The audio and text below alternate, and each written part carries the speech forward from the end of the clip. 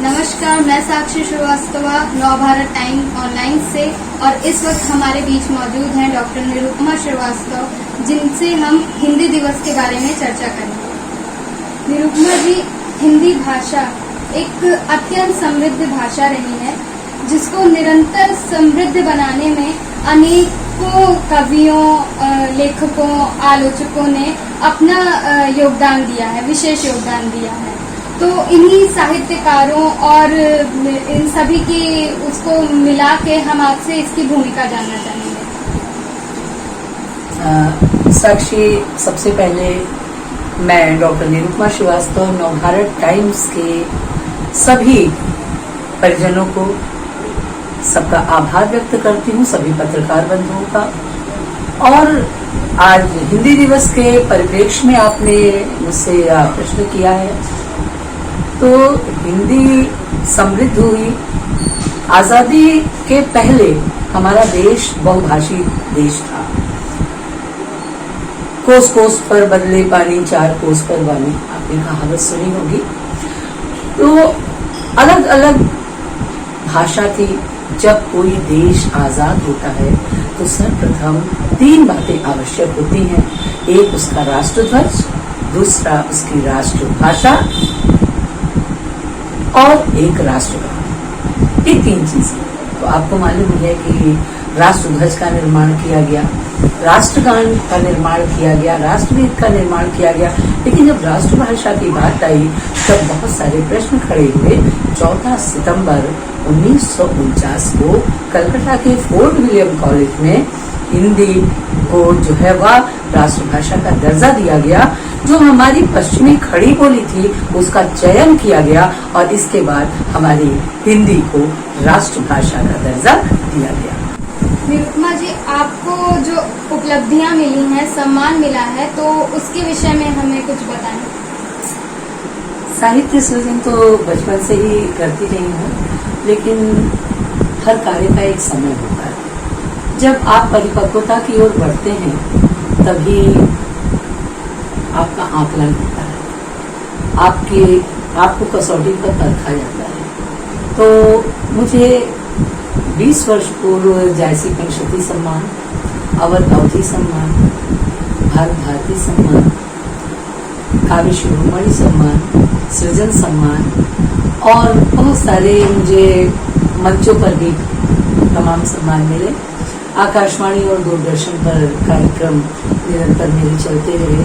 अगर उपलब्धि की बात करें तो विगत वर्ष मेरी एक कविता मैं हिंदी हूँ को फिल्म प्रभाग में भारत सरकार ने चयनित किया, उसे एक डॉक्यूमेंट्री फिल्म के लिए, जिसमें 18 मिनट की राष्ट्रभाषा के प्रचार और प्रसार के लिए यह फिल्म बनाई गई है और जो इस माह के अंत तक आ रही है। आपकी कविता मैं हिंदी हूँ फिल्म प्रभाग द्वारा चयनित, उसको हम सुनना चाहेंगे। ये मेरा सौभाग्य होगा कि जिस कविता को राष्ट्रभाषा के उन्नयन के लिए, प्रचार प्रसार के लिए भारत सरकार द्वारा चुना गया, वह मैं आज यहाँ नवभारत टाइम्स के इस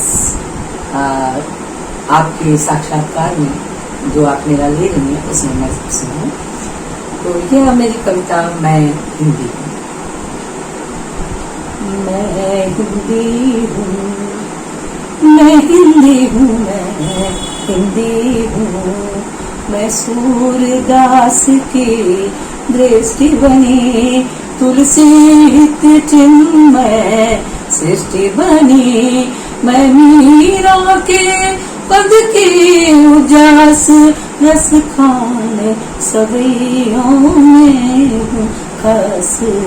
मैं हिंदी हूँ, मैं हिंदी हूँ, मैं हिंदी हूँ, मैं सूर्यकांत की अनामिका, मैं पंत की गुंजन पल्लव हूँ, मैं पंत की गुंजन पल्लव हूँ, मैं हूँ प्रसाद की कामायनी, मैं ही कबीरा की हूँ बानी। मैं हिंदी हूँ, मैं हिंदी हूँ, मैं हिंदी हूँ, खुसरो की इश्क मजाजी हूँ खुसरो की, इश्क मजाजी हूँ मैं घनानंद की हूँ सुजान, मैं घनानंद की हूँ सुजान, मैं जगरिक की हूँ आलखंड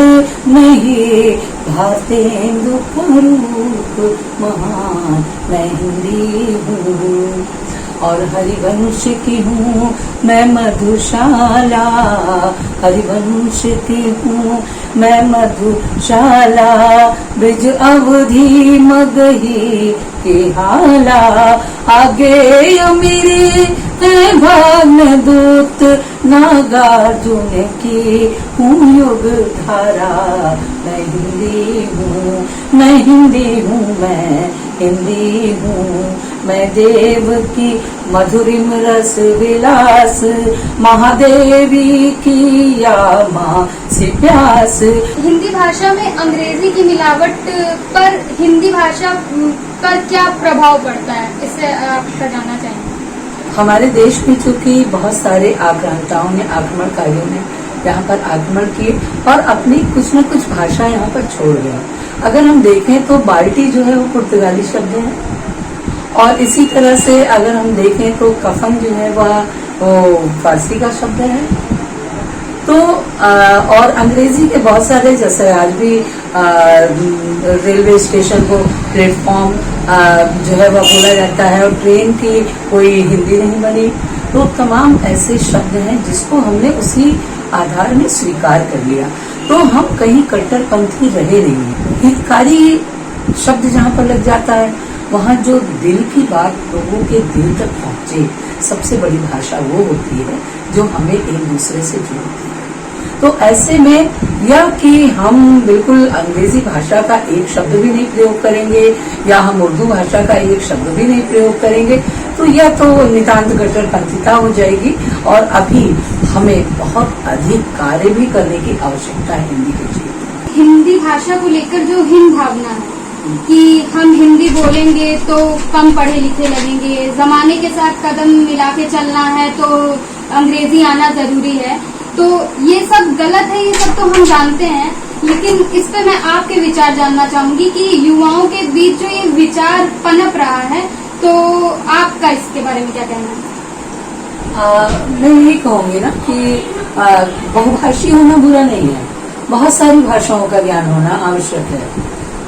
चाहिए भी कि युवा वर्ग जितनी ज्यादा भाषा सीखेगा सफलता उतनी ही होगी, लेकिन यह उसी प्रकार है जिस तरह हम समाज में सबका सम्मान करते हैं, लेकिन जो एक माँ का स्थान होता है वो सर्वोपरि होता है। तो उसी तरह यह जो हमारी मातृभाषा, हमारी राष्ट्रभाषा है, ये हमारी आत्मा की भाषा है, और उस आत्मा की भाषा का स्थान कोई दूसरी भाषा नहीं ले सकती। सबसे बड़ी चीज तो ये है कि युवा वर्ग को की जिम्मेदारी है और उसे ये मानना चाहिए, और इससे प्रत्येक देश में जो भी वहाँ के नागरिक हैं, जो भी वहाँ के युवा हैं, उन्हें अपनी भाषा पर गर्व होता है।